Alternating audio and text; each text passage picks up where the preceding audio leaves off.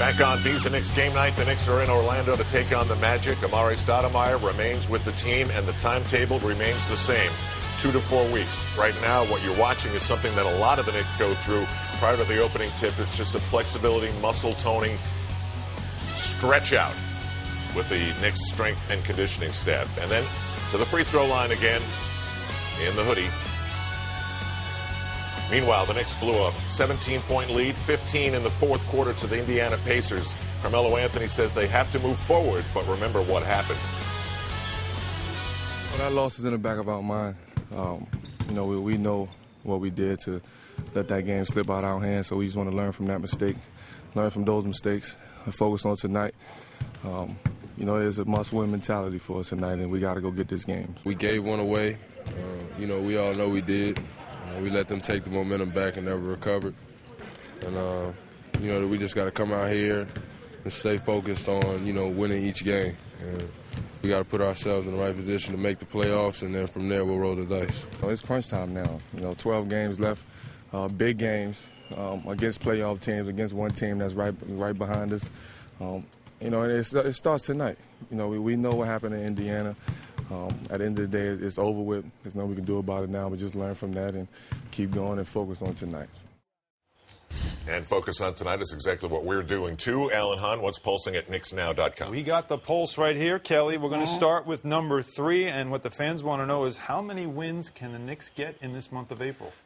We talked about this a number of times, Alan. This schedule is very difficult. They've got 9 of the last 13 against teams that are either in the playoffs or fighting to get in the playoffs. 8 games are on the road and 5 of them home. And you look at those teams, the Orlandos, the Chicagos twice, Milwaukee, of course, Miami, and then on the road, at home you've got Boston, you've got the Clippers and Atlanta and teams like that. It's very, very difficult. And right now they're at 500. I think they should be striving almost to try to see if they can stay there, because it's going to be very difficult with that type of schedule.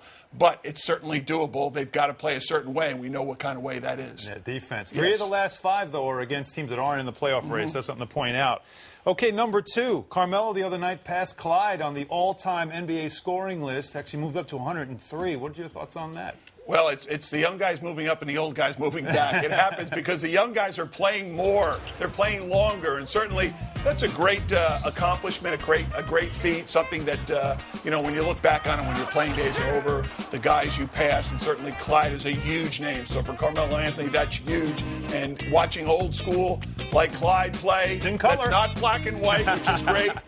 Reminds me of growing up and watching the great battles of the Knicks and the Celtics, or the Knicks, and the Bullets and teams like that. So for Carmelo Anthony to pass Clyde Fraizer, that certainly means something, yes. And Melo has a shot actually being top 100 before the end of this season, something to point out. Number 1, the big one, we've been talking a lot about Dwight Howard.